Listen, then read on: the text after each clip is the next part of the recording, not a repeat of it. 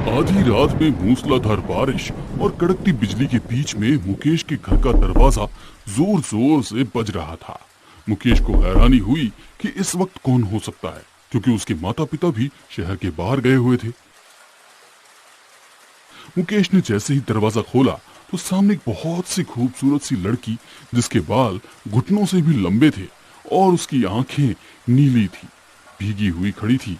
वो सहमी हुई नजरों से मुकेश की तरफ देखकर बोली, क्या मुझे आज रात यहाँ रहने की थोड़ी सी जगह मिल जाएगी? मैं बहुत दूर से आई हूँ और ऐसे मौसम में मैं अपने घर लौटकर नहीं जा सकती।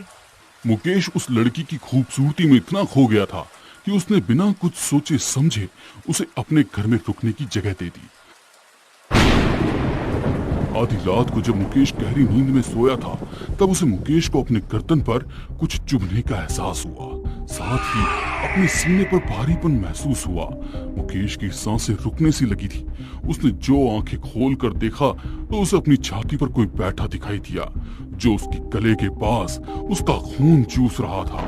डर के मारे और लगातार खून के खींचने की वजह से मुकेश की आंखें धीरे धीरे वापस बंद हो गई और वो बेहोश हो गया। अगली सुबह उसकी नींद देर से खुली तो उसने देखा रात में जो लड़की रुकी थी वो किचन में नाश्ता बना रही थी। मुकेश हैरान था कि अब तक ये गई क्यों नहीं, और उसे अपनी पिछली रात अपने साथ हुए हादसे के बारे में याद आया। उसे कमजोरी भी महसूस हो रही थी। उस लड़की ने मुस्कुराते हुए कहा, आप लेट तक सो रहे थे, आपसे बिना मिले तो नहीं जा सकती थी, तो सोचा तब तक नाश्ता बना लूं। आपकी तबीयत तो ठीक है? मुकेश ने सोचा कि जो पिछली रात हुआ था कहीं वो मेरा वहम तो नहीं था। वहम ही होगा, कल रात शायद मैंने कुछ ज्यादा पी ली होगी। तभी मुकेश का ध्यान गया कि उसके घर के सारे पर्दे, सारी खिड़कियां बंद थे। कमरे में सिर्फ लाइट जल रही थी।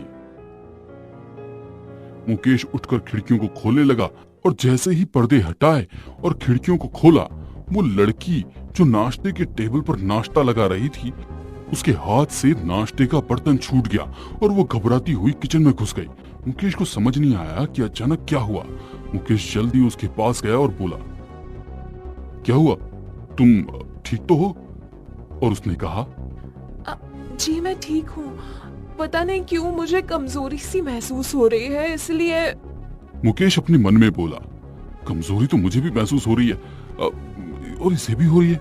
कहीं ऐसा तो नहीं कि उसने भी नहीं, शायद हो सकता है कि इसने भी मेरी बोतल से एक पैग लगा लिया हो।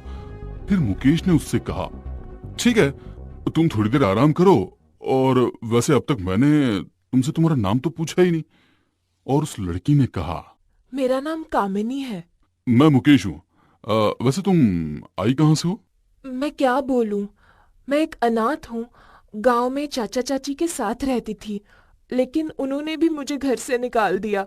शहर में यही उम्मीद लेकर आई हूँ कि कहीं कुछ काम मिल जाए तो अपना गुजारा कर सकूं। कहीं और क्यों, तुम हमारे यहीं काम कर सकती हो। वैसे भी जो हमारी पिछले काम वाली भी थी वो भी जा चुकी है, और मम्मी को नई काम वाली की जरूरत भी है। अगर तुम चाहो तो मैं मम्मी से बात कर सकता हूँ। फिलहाल वो कुछ दिनों के लिए बाहर गई है। कामिनी खुश होते हुए बोली, सच? आप सच कह रहे हैं? हाँ बिल्कुल। अच्छा सुनो, मुझे जरा कुछ काम है तो मैं बाहर जा रहा हूँ, और जब तक मैं वापस नहीं आ जाता हूँ तुम घर का सारा काम देख लेना, ठीक है? तुम आज से ही काम पर रह सकती हो। मुकेश घर से बाहर निकल गया और कामिनी के होठों पर बहुत बड़ी सी मुस्कुराहट आ गई, और किचन में खड़ी खड़ी उसकी चोटी लंबी होती गई, और किचन से ही अपनी चोटी की मदद से उसने वापस खिड़की और पर्दे बंद कर लिए। उस शाम मुकेश का दोस्त राहुल मुकेश के घर पर पार्टी करने के लिए आने वाला था। मुकेश ने कामिनी से कहकर खाना पीना बनवा लिया था। वे दोनों हॉल में ही बैठकर शराब पी रहे थे, खाना पीना खा रहे थे। कामिनी उन लोगों के लिए पानी, बर्फ वगैरह का इंतजाम कर रही थी। तभी राहुल, जिसके सिर पर नशा ज्यादा चढ़ चुका था, उसने एकदम से कामिनी का हाथ पकड़ लिया और उसे अपनी तरफ खींचता हुआ बोला, थोड़ी सेवा हमारी भी कर दो, हमारे घर पर भी एक सुंदर काम वाली की जरूरत है। राहुल की इस बदतमीजी पर कामिनी ने उसे गुस्से में घूरते हुए कहा, हाथ छोड़ो मेरा। लेकिन राहुल ने बेशर्मी के साथ कहा, अगर ना छोड़ूं तो? तभी मुकेश ने राहुल का हाथ हटाते हुए कहा, ये क्या कर रहा है? राहुल हाथ छोड़ उसका।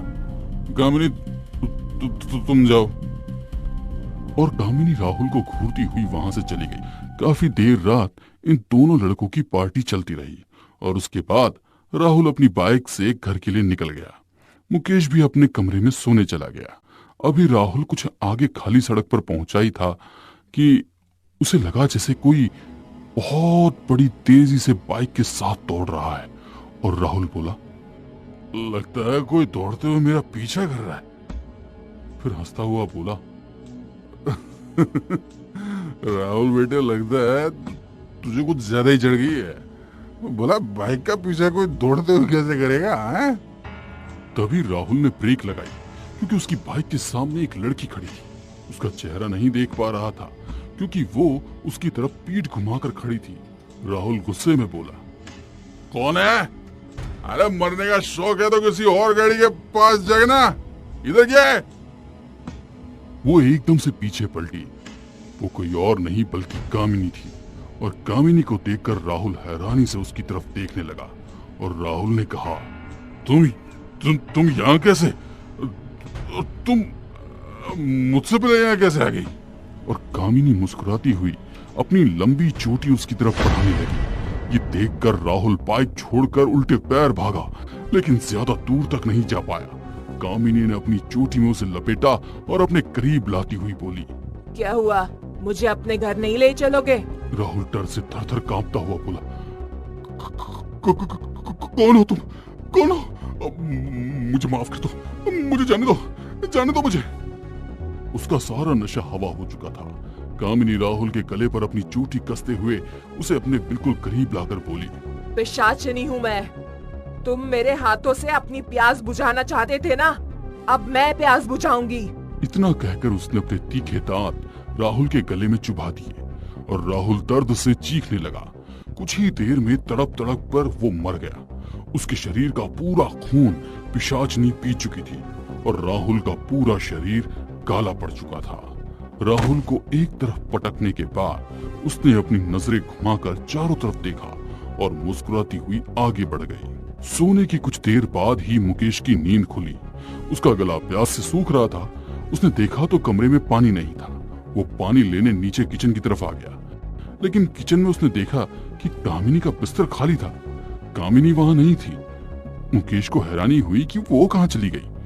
उसने पूरे घर में कामिनी को ढूंढा लेकिन वो कहीं नजर नहीं आई और मुकेश वहीं सोफे पर बैठकर कामिनी का इंतजार करने लगा। काफी देर बीतने के बाद मुकेश को किसी की आहट महसूस हुई और वो जल्दी से उठा और सोफे के पीछे छुपकर देखने लगा। उसने देखा कि कामिनी बहुत ही दबे पांव आई और किचन की तरफ बढ़ रही थी। कामिनी के कपड़ों पर खून गिरा था। ये देख मुकेश को घबराहट होने लगी कि आखिर आधी रात ये कहां से आ रही है और उसके कपड़ों पर खून कैसा। लेकिन मुकेश ने कुछ नहीं बोला और वो चुपचाप दबे पांव वापस अपने कमरे में जाकर लेट गया। उसे उस पूरी रात नींद नहीं आई। अगली सुबह कामिनी से बात करना चाहता था, लेकिन इससे पहले वो बात करता उसके मोबाइल पर फोन आया और पता चला कि राहुल की लाश मुकेश के घर से कुछ आगे मैदानी हिस्से में पड़ी हुई है। लाश बिल्कुल काली थी और उसके शरीर से खून की एक एक बूंद निकाल ली गई है। ये सुनकर मुकेश को घबराहट सी होने लगी। उसे याद आया कि कल रात कामिनी किस तरीके से घर में आई थी और उसके होठों पर खून लगा था। मुकेश ने घबराते हुए कामिनी की तरफ देखा।